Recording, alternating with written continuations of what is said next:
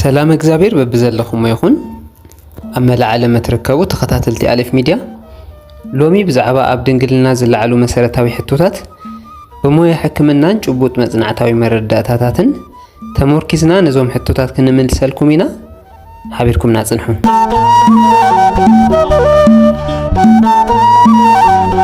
ድንግልናን ክብረ ንጽህናን ይፈላለ እዩ።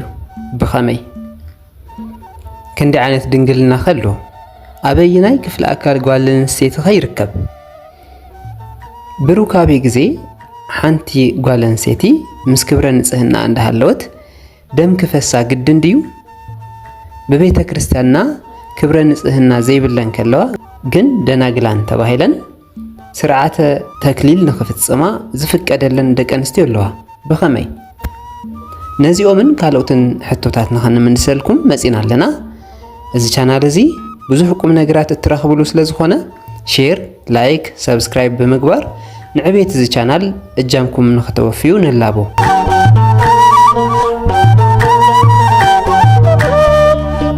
ድንግልናን ክብረ ንጽህናን ሓደ ድዩ ንዝብል ሕቶ መልሱ ሓደ ይኮነን። ድንግልና ማለት ምንም ዓይነት ሩካቤ ዘይፈጸመት ወይ ድማ ሩካቤ ዝበሃል ፈጺማ ዘይትፈልጥ ማለት እንትኸውን ክብረ ንጽህና ማለት ድማ ብተፈጥሮ ኣብ ጓል ኣንስተይቲ መራብሒ ኣካል ዝርከብ ክፍለ ኣካል እታ ጓል ኣንስተይቲ እዩ። ብተለምዶ እዚ ክብረ ንጽህና ድንግልና ኢልና ኢና ንጽውዖ፣ ግን ጌጋ እዩ። ድንግልና ማለት ሓንቲ ጓል ኣንስተይቲ ምስ ሓደ ወዲ ተባዕታይ ሩካቤ ፈጺማ ዘይትፈልጥ ማለት እዩ ትርጉሙ። ክብረ ንጽህና ማለት ግን ኣብ መራብሒ ክፍለ ኣካል ጓል ኣንስተይቲ ዝርከብ ሓደ ክፋል እንትኸውን ብሩካቤ ዝጠፍእ ማለት እዩ ክብረ ንጽህና ዝበሃል። ስለዚ እዚ ክብረ ንጽህና እዚ ዝርከበሉ ቦታ ኣብ መራብሒ ክፍለ ኣካል ጓል ኣንስተይቲ ካብቲ ደጋዊ ኣካል እታ ጓል ኣንስተይቲ ንውሽጢ 2 ሴንቲሜትር ኣብ ዘሎ ርሕቐት ውሽጢ ይርከብ ማለት እዩ። ስለዚ 2 ሴንቲሜትር ማለት ብደገ እዩ ዝርከብ ማለት እዩ። ንውሽጢ ኣይኮነን፣ ብደገ ዝርከብ ክፍለ ኣካል እታ ጓል ኣንስተይቲ እዩ። ብትኽክለኛ መፀውዒ ሽሙ ድማ ክብረ ንጽህና ተባሂሉ እዩ ዝፍለጥ እምበር ድንግልና ተባሂሉ ኣይኮነን ዝፍለጥ። ድንግልና ማለት ሓንቲ ጓል ኣንስተይቲ ድንግል እያ ማለት ምስ ወዲ ተባዕታይ ርክብ ፈጺማ ዘይትፈልጥ ማለት እዩ። ክብረ ንጽህና ዝበሃል ግን እቲ ሕጂ ዝፀዋዕናዮ ኣብ ጓል ኣንስተይቲ መራብሒ ኣካል ብደገ ወይ ብደጋዊ ክፍለ ኣካል ዝርከብ ክፍለ ኣካል ጓል ኣንስተይቲ እዩ ማለት እዩ። እዚ ማለት እንታይ ማለት እዩ? እዚ ማለት ሓንቲ ጓል ኣንስተይቲ ድንግል ኮይና ኸላ ነገር ግን ክብረ ንጽህና ዘይብላ ክትኸውን ትኽእል እያ ማለት እዩ። እንታይ ማለት እዩ? እዚ ሓንቲ ጓል ኣንስተይቲ ድንግል ኮይና ኸላ ክብረ ንጽህና ግን ዘይብላ ክትኸውን ክትኽእል እያ ማለት እዩ። ብኸመይ እታ ጓል ኣንስተይቲ ድንግል እያ ምስ ዝኾነ ይኹን ወዲ ተባዕታይ ፆታዊ ርክብ ወይ ድማ ሩካቤ ፈጺማ ኣይትፈልጥን ኮይኑ ግና ክብረ ንጽህና የብላን። እዚ ኩነታት እዚ ብኸመይ ይፍጠር? እዚ ዝፍጠረሉ ምኽንያት ዋላ እኳ ብዙሕ እንተኾነ ዝተወሰነ ግና ሓቢርና ክንርኢ። ቅድም ኢልና ከም ዝገለጽናዮ ክብረ ንጽህና ማለት ኣብ መራብሒ ኣካል ጓል ኣንስተይቲ ዝርከብ ክፍለ ኣካል መራብሒ ጓል ኣንስተይቲ እዩ። እዚ ክፍለ ኣካል መራብሒ ጓል ኣንስተይቲ ወይም ብትኽክለኛ መፀውዒኡ ክብረ ንጽህና ኢልና እንጽውዖ ብዓይኒ ንኽርአ ወይ ድማ ብዓይኒ ንኸይርአ ይኽእል እዩ። ንምንታይ እዩ ከምዚ ዝኾነሉ? ክብረ ንጽህና ዝተፈላለየ ዓይነት ስለ ዝኾነ ክንዲ ዓይነት ክብረ ንጽህና ኣሉ ንዝብል ክንሪኦ ኢና። ተኸታተሉና ስጋዕ መወዳእታ ክንሪኦ ኢና። ኮይኑ ግና በዞም ዝቕፅሉ ምኽንያታት እታ ጓል ኣንስተይቲ ድንግል ከላ ማለት እውን ምስ ወዲ ተባዕታይ ሩካቤ ፈጺማ ዘይትፈልጥ ከላ ክብረ ንጽህና ግና ዘይህልወሉ ምኽንያት ቀዳማይ ብተፈጥሮ ክብረ ንጽህና ምስኣ እንዳሃለወ ነገር ግን እታ ጓል ኣንስተይቲ ክብረ ንጽህና እትስእነሉ ከበርቲ ኩነታት ኣለዉ። ካብኣቶም ዝተወሰነ ክንጽውዕ። ሓደ ብናይ ገዛ ስራሕቲ መግዛእት ክበዝሓ ከሎ ሸኽምታት ማይ ካልኦት ነገራት ሸኽምታት ክበዝሓ ከሎ ናይ ገዛ ከበርቲ ናይ ገዛ መግዛእቲ በዓሉ ክብረ ንጽህና ንኽትስእን ይገብራ እዩ። ካብኡ ሓሊፉ እውን ክብረ ንጽህና ከስእኑ ዝኽእሉ ስፖርታዊ ምንቅስቃሳት ምግባር እዩ ንኣብነት ሳይክል ውድድር ወይ ከዓ ዋላ ኣብ መንደር ውሽጢ ኮይንካ ሳይክል ሓንቲ ጓል ኣንስተይቲ ሳይክል እንተደኣ ትገንሕ ኮይና ክብረ ንጽህና ናይ ምኻድ ዕድሉ ዝለዓለ እዩ ዝኸውን ከምኡ ድማ ጉያ ምጉያይ ሰርከስ ምስራሕ ካብኡ ሓሊፉ ማርሻል ኣርት ወይ ድማ ብተለምዶ ካራቴ ንብሎ እዚኦምን ተመሳሰልቲ ስፖርታዊ ስራሕትታት ምክንዋን ክብረ ንጽህና የስእን እዩ ማለት እዩ ካልኣይ ንሪኦ ክብረ ንጽህናን ንምፍታሽ ኣሎ ዶ የለን ንዝብል ሕቶ ንምፍታሽ ተባሂሉ ብዘይ ናይ ሕክምና በዓል ሞያ መሳርሒ ወይ ድማ ጻብዕቲ ናፍቲ ከባቢ ንሱ ምብጻሕ ወይ ድማ ምእታው በዓሉ ክብረ ንጽህና ከጥፎ ይኽእል እዩ እዚ ማለት ማለት እዩ ዝተፈላለዩ ደቂ ኣንስትዮ ዝተፈላለዩ ዓይነት ክብረ ንጽህና ስለ ዘለወን መሳርሒ ወይ ድማ ጻብዕቲ ናፍቲ ከባቢ ምእታው ኣብ ኩለን ዋላ እኳ ዘስእን እንተዘይኮነ ኣብ ዝተወሰና ግን ከከምቲ ናሃተን ዓይነት ክብረ ንጽህና ከስእነን ይኽእል እዩ ስለዚ ብሓፈሻ ዞም ከምዚ ዓይነት መሳርሕታት ይኹና ጻብዕቲ ክብረ ንጽህና ንምፍታሽ ተባሂሉ ዝግበሩ ሙከራታት ወይ ከዓ ፈተነታት በዓሎም ነቲ ክብረ ንጽህና ንምስኣን ዓርሱ ዝኽኣለ ሓደጋ ኣለዎ እዩ ስለዚ ብዘይ ናይ ሕክምና በዓል ሞያ ከምዚ ዓይነት ክንዋነታት ምግባር ኣይፍቀድን ወይ ከዓ ኣይምከርን ማለት እዩ ሳልሳይ እንሪኦ ደናግላን ከለዋ ነገር ግን ክብረ ንጽህና ዘይብለን ክብረ ንጽህና ዘይብለን ደናግላን ብኸመይ ይፍጠር ንዝብል ሳልሳይ እንሪኦ ኣብ መራብሒ ክፍለ ኣካል እታ ጓል ኣንስተይቲ ዝተፈላለዩ ሕማማት እንተደኣ ተፈጢሮም እዩ ዝተፈላለዩ ሕማማት ኣለው ብዙሓት ስለ ዝኾኑ እዚ እዩ ኢልና ካዋላ ንምግላጽ ተዘይከኣልና ነገር ግን ኣብቲ ከባቢ ንሱ ሕማማት ከጋጥም ከሎ ቀልጢፍካ ናብ በዓል ሞያ ብምኻድ ሕክምና ምግባር ይድሊ እዩ እንተደኣ ሕክምና ዘይተገይሩ ግን እቲ ሕማም ንሱ ነቲ ክብረ ንጽህና ከስእን ስለ ዝኽእል ብቐሊሉ ክረአ የብሉን ማለት እዩ ካብዚ ሓሊፉ ብተወሳኺ እውን ሓደጋ እንተተፈጢሩ እቲ ሓደጋ እውን ከስእኖ ክእል እዩ ከምቲ ሓደጋ ዓይነት ድንግልና እውን ከስእኑ ዝኽእሉ ሓደጋታት ስለ ዘለው ካብቶም ክብረ ንጽህና ከስእኑ ዝኽእሉ ሓደ ሓደጋ እዩ ማለት እዩ ስለዚ ብሓደጋ እውን ክስኣን ክእል እዩ ክብረ ንጽህና ምንም እኳ ብሓደጋ ዝስኣን ክብረ ንጽህና እንተሃለወ ግን እታ ጓል ኣንስተይቲ በዞም ምኽንያታት እዚኦም ክብረ ንጽህና ባላ ተሰኣነት ነገር ግን ድንግል እያ ንምንታይ ምስ ወዲ ተባዕታይ ርክብ ፈጺማ ስለ ዘይትፈልጥ ተረብዓይ ንሪኦም ድንግል ከላ ክብረ ንጽህና ዘይብላ ትኾነሉ ምኽንያት እቲ ሓደ ንሪኦ እቲ ረብዓይ ንሪኦ ድማ ግለ ወሲብ ዝበሃል እዩ ኣጋነንታዊ ስራሕ እዩ እዚ ግለ ወሲብ ብጣዕሚ ኣብ ብዙሓት ደቂ ተባዕትዮን ደቂ ኣንስትዮን ዘሎ ኣጋነንታዊ ክንዋነ እዩ እዚ ክንዋነ እዚ ነታ ጓል ኣንስተይቲ ብፍላይ ክብረ ንጽህና ዘስእን እዩ ምክንያቱም በዓሉ ተፈጥሮኡ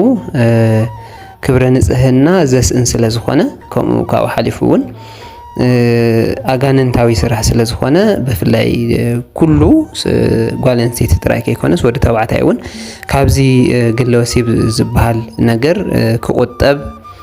ከም ዘለዎ እዩ መልእኽትና ክነመሓላለፍ ንኽእል ካብዚ ሓሊፉ ግን ነታ ጓል ኣንስተይቲ ድማ ክብረ ንጽህና ከስእና ይኽእል እዩ ማለት እዩ ሓምሻይ ንሪኦ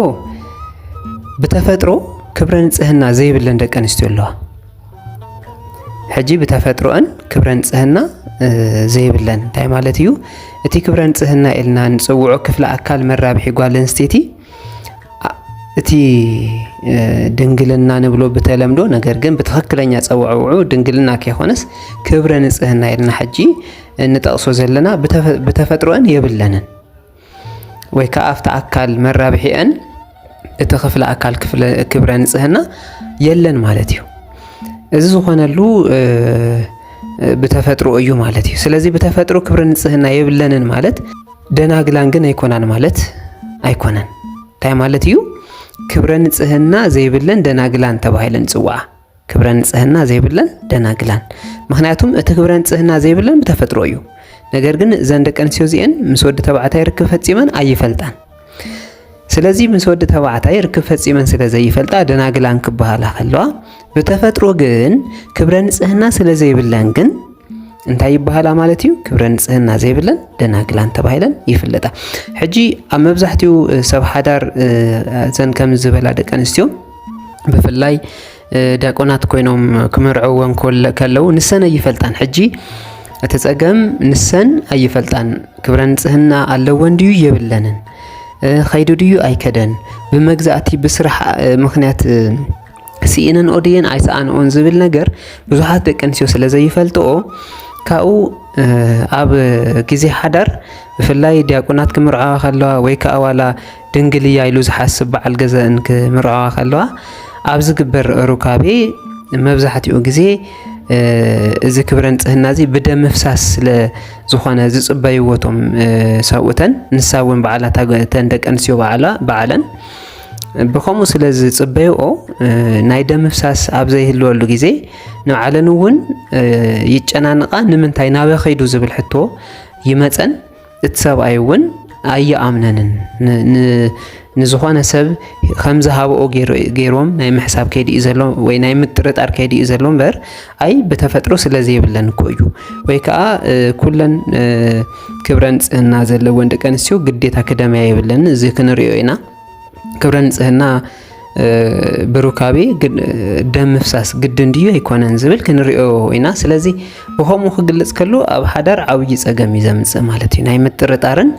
ናይ ምጭንናቕን ኢሉ ተሪፉ እውን ናብ ዘይኮነ ፍትሕ እውን ናይ ምምራሕ ተኽእሎ ኣለዎ እዩ ስለዚ እዚ ጥንቃቐ ክግበረሉ ወይ ከዓ ብምትእምማን ጥራይ ክስራሕ ወይ ከዓ ክኽየድ ዝግብኦ እዩ ማለት እዩ ክብረ ንጽህና እንዳሃለወ ሩካቤ ክፍጸም ከሎ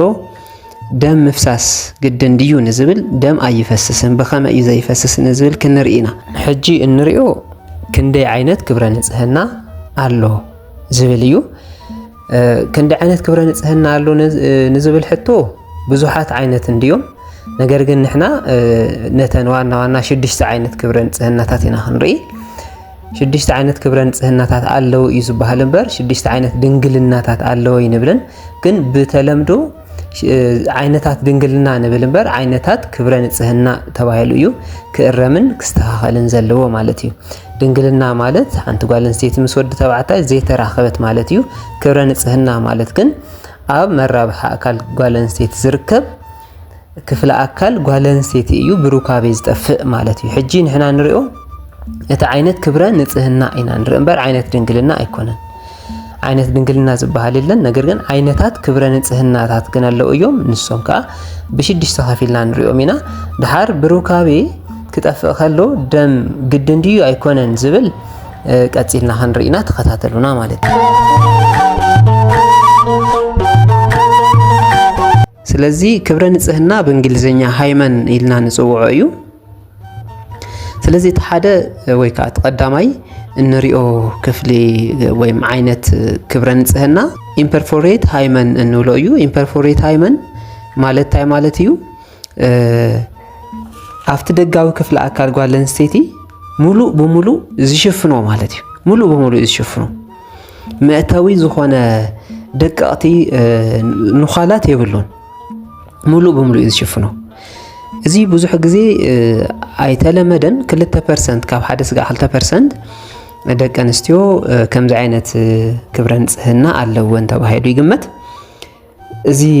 ክኸውን ከሎ ስጋዕ መንስትሬሽን ሳይክል ዝጅምራ ስጋዕ 12 ዓመተን ከባቢ መብዛሕትአን ኣይፈልጥኦን ነገር ግን ድሕሪ 12 ዓመትን ልዕሊኡን ግን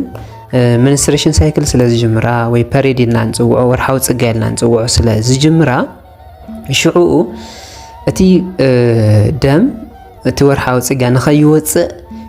ይሽፍኖ ማለት እዩ እዚ ዓይነት ክብረ ንጽህና ወይ ከዓ ኢምፐርፎሬት ኢልና ንጸዋዕናዮ እቲ ዓይነት ሃይመን እቲ ዓይነት ክብረ ንጽህና ሙሉእ ሽፉን ስለ ዝኾነ ነቲ ደም ንኸይወፅእ ይዓግቶ ሕጂ ከዓግቶ ከሎ ብጣዕሚ ልዑል ምሕማም የጋጥም ከብዲ ምቁራፅ ምውጋእ ካብ ከብዲ ምንፋሕ ብደንቢ ይንፋሕ ትኸብዲ ምክንያቱም ናብ ደገ ዝወፅእ ደም ብዘይ ምህላው ከብደን እናተነፍሐ ከምኡ ድማ ውግኣትን ቁርፀትን እውን እናበርትዐ ይኸይድ ማለት እዩ እዚ ክኸውን ከሎ ናብ ሕክምና እዩ ዝኸይድ ሕክምና ናይ ባዕሉ ዝኾነ እቲ ደም ንኽወፅእ ናይ ባዕሉ ዝኾነ ክያዶታት ኣለዎ ማለት እዩ ስለዚ ከምዚ ዓይነት ሃይመን ወይ ከዓ ዓይነት ክብረ ንጽህና ኣሎ ናብ ሕክምና ምኻድ ኣድላይ እዩ ኣብ መብዛሕትአን ደቂ ኣንስትዮ ይኮነን ካብ 1-2% እዚ ማለት እንታይ ማለት እዩ ካብ 100 ደቂ ኣንስትዮ እተን 2 ወይ ከዓ እታ ሓንቲ ከምዚ ዓይነት ክብረ ንጽህና ኣለዋ ማለት እዩ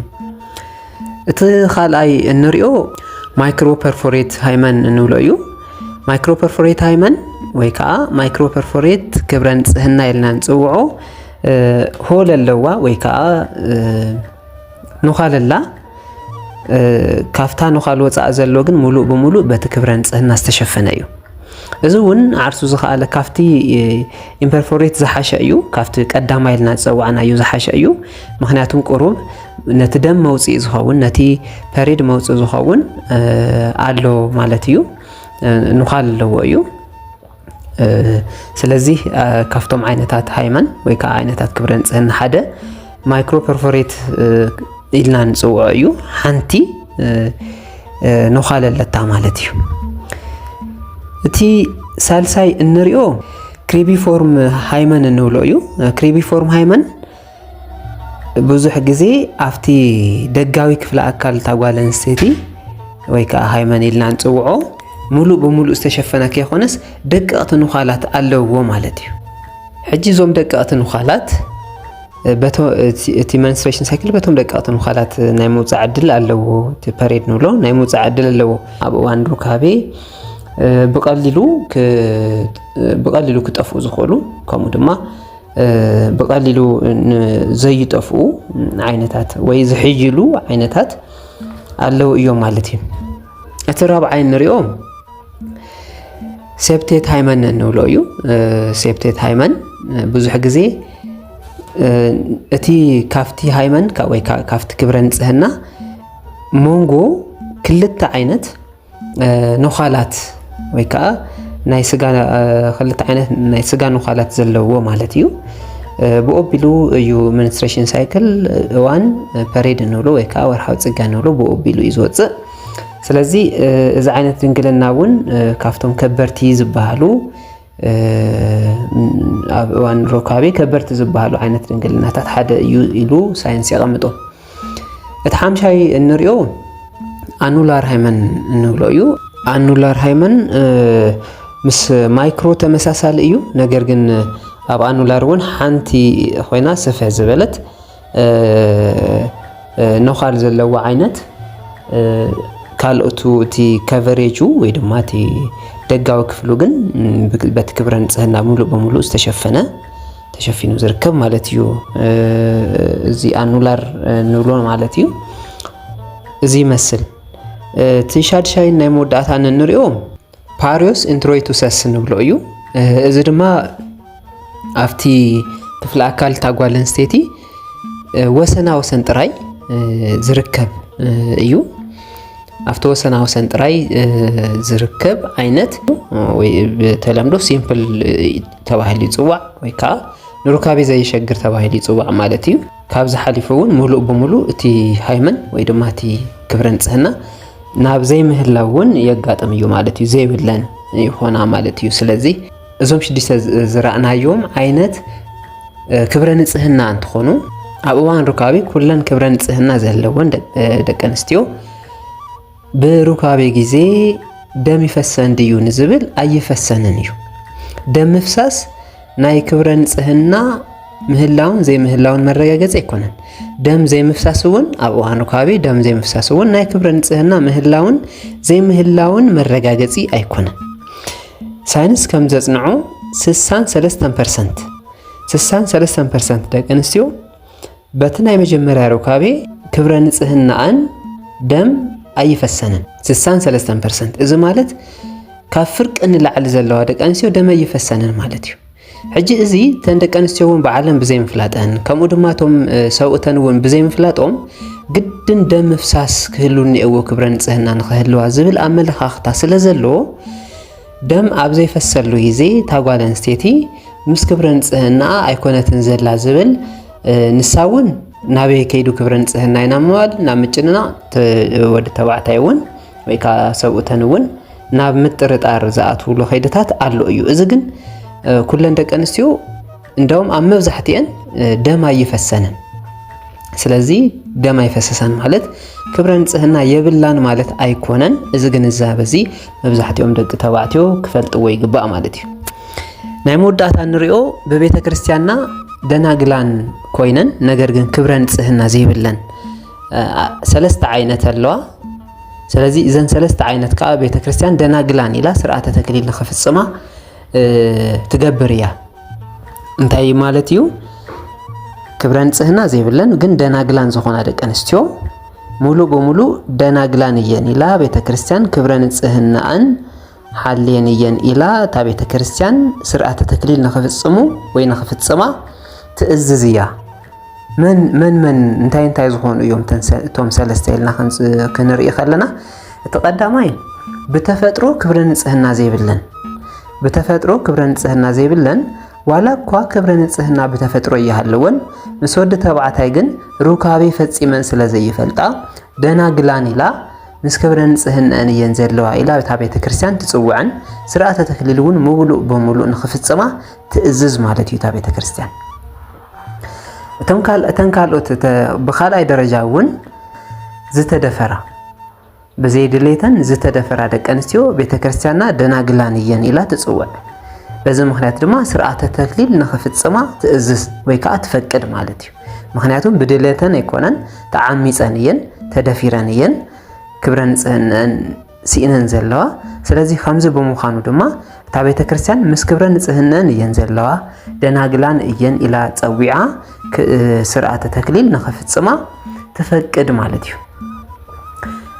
እተን ሳልሳይ ድማ ብስፖርት ብመግዛእቲ ናይ ገዛ ብሓደጋ ብሕማምን ብዝተፈላለዩ ኩነታትን ኣንተዎ ብዝራናዮም ማለት እዩ